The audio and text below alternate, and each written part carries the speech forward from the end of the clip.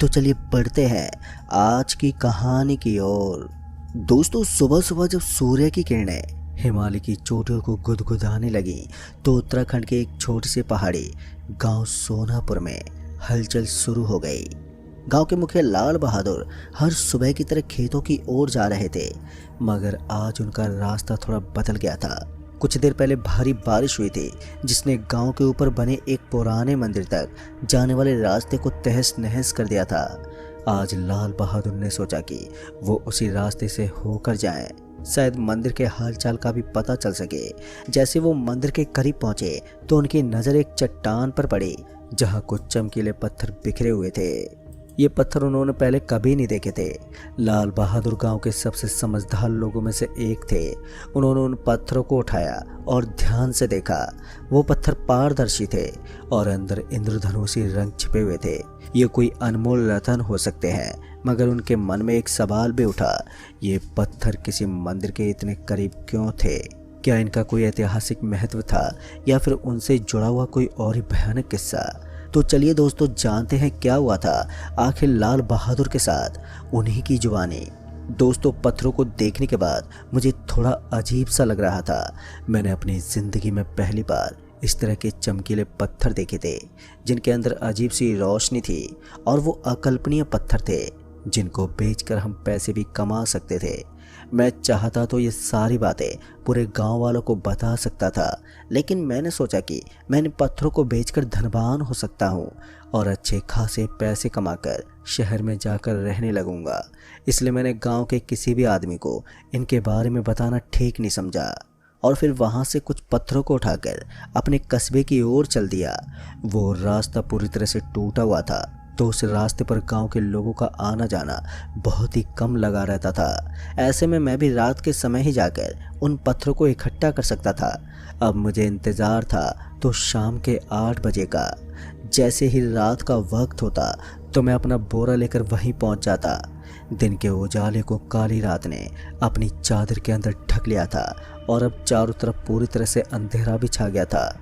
आसमान में हल्के हल्के तारे टिमटमाते हुए नजर आ रहे थे और इसी बीच में खतरे के फंदे को अपने गले में फंसाने के लिए उसी तरफ चल पड़ा जिस तरफ मुझे वो अजीबोगरीब पत्थर नजर आए थे। दोस्तों, वो चमकीले पत्थर जिन्हें देखकर मेरा मन मोहित हो गया था। मेरे हाथ में एक बोरा था जिसके अंदर मैं उन चमकीले पत्थरों को डालकर लाने वाला था। थोड़ी देर के बाद मैं उसी जगह पर पहुंच गया जहां पर वो पत्थर गिरे हुए थे। वो पत्थर उस मंदिर के बस थोड़ी ही दूर आगे थे। मैं जैसे ठीक उस जगह पर पहुंचा तो मेरी आंखें बड़ी बड़ी हो गईं। दरअसल मैंने देखा कि सच में वो पत्थर हीरे की तरह चमक रहे थे और उनके अंदर लाल और पीली रोशनी थी। मैंने जब उन पत्थरों को दिन में देखा था तो वो मुझे अद्भुत लगे थे, लेकिन अब देखकर ऐसा लग रहा था जैसे कि ये दुनिया का 8वां अजूबा हो। उसके बाद मैंने ज़्यादा वक्त नहीं गंवाया और तुरंत ही उन पत्थरों को एक एक करके अपने बोरे के अंदर डालने लगा। लगभग 3 से 4 मिनट तक मैंने ऐसा ही किया, लेकिन तभी मुझे ऐसा लगा जैसे कि मेरे उस बोरे के अंदर आग लग गई हो। अब ये देखकर मैं थोड़ा सहम गया, लेकिन फिर किसी तरह से मैंने एडजस्ट किया और उन गिने चुने पत्थरों को लेकर वहाँ से निकलते हुए सीधा अपने घर की तरफ रवाना हो गया। दोस्तों, मैं चाहता तो इन पत्थरों को अभी बेचने के लिए मार्केट की तरफ निकल जाता और इतनी रात को भी मार्केट खुला हुआ रहता था, लेकिन रास्ता लंबा और सही नहीं होने के कारण मैं सबसे पहले अपने घर गया और उन पत्थरों को अपने घर के कोने में छुपा कर रख दिया। जिन चमकीले पत्थरों को मैं अपने लिए वरदान समझ रहा था, पर मुझे क्या मालूम था कि वही पत्थर मेरे लिए अभिशाप बन जाएंगे। अब रात गहरी हो चुकी थी और मैंने उन पत्थरों को भी सही जगह पर एडजस्ट कर दिया था और अब बारी थी बिस्तर पर लेकर आराम करने की। मैंने भी ठीक वैसा ही किया। हाथ मुंह धोने के बाद मैं सीधा जाकर अपने बिस्तर पर सो गया और आराम करने लगा। फिर लगभग 10 से 15 मिनट बीतने के बाद मुझे एहसास हुआ कि कोई मेरे कान के पास आकर कुछ बोलने की कोशिश कर रहा है और मैं अपने शरीर को हिला भी नहीं पा रहा हूँ।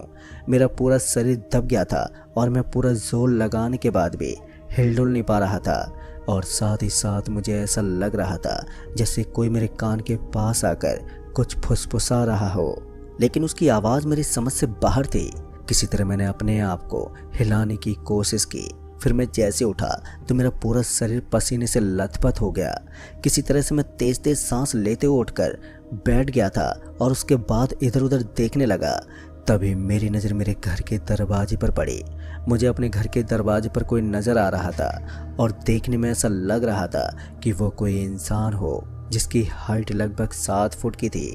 यूं ही देखते देखते पता नहीं कब वो मेरी आंखों से ओझल हो गया। एक बात तो मेरी समझ में आ चुकी थी कि मेरे साथ कुछ तो अजीब हो रहा था, खासकर जब से मैंने उन पत्थरों को अपने घर के अंदर रखा था। दोस्तों, उस रात मुझे नींद नहीं आई और मैं अपने घर में इधर उधर भटकता रहा। उस रात मैं यही सोचता रहा कि आखिर मेरे साथ हुआ तो हुआ क्या। मुझे बस जल्दी से इन पत्थरों को अपने घर से बाहर निकालना था, क्योंकि ये सब इन्हीं की वजह से हो रहा था। इन पत्थरों को बेचकर मैं आज़ाद होने वाला था।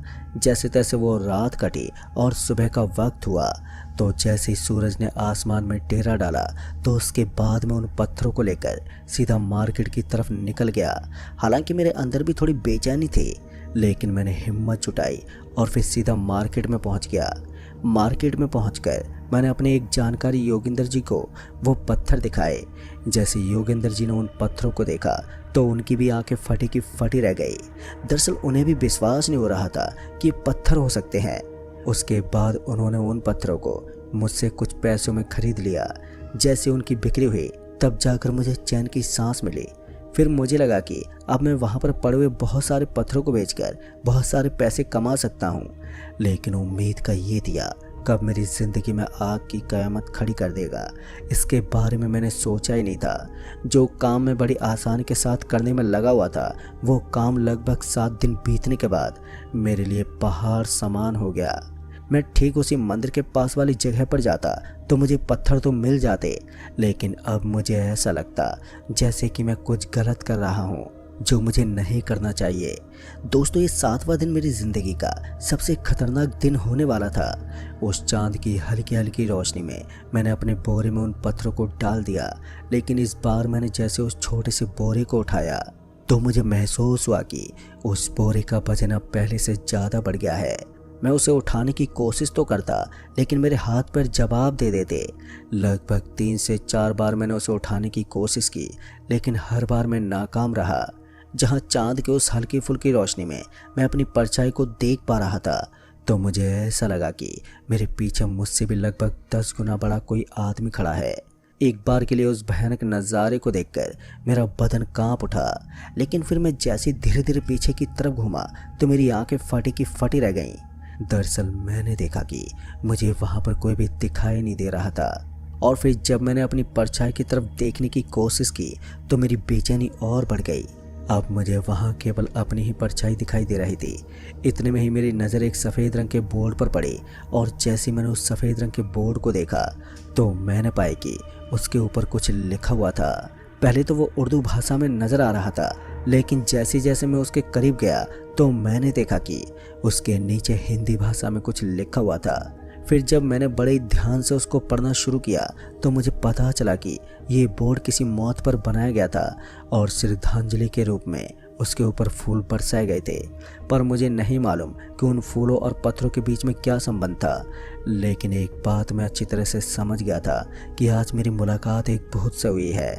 मैं इस वक्त उस भयानक जगह से निकल जाना चाहता था, लेकिन अभी अभी मेरे साथ हुई ये घटना मेरे दिल में इस कदर तबाही मचा रही थी कि मेरे हाथ पैरों ने अब मेरा साथ देना छोड़ दिया था।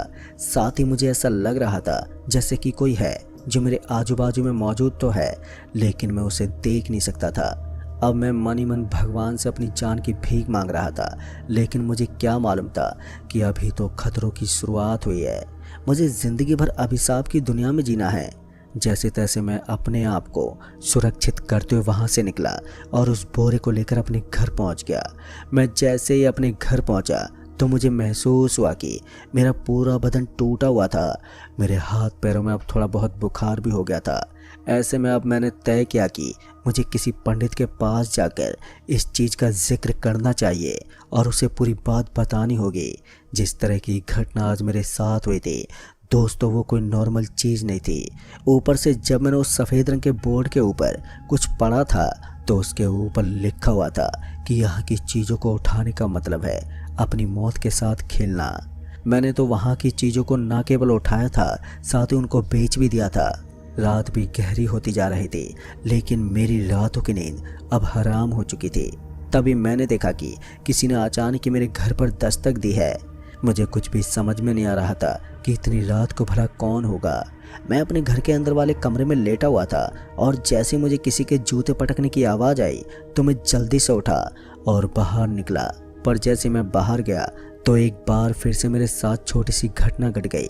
जो जूतों की आवाज़ मुझे सुनाई दी थी, अब उसका आना एकदम से बंद हो गया था।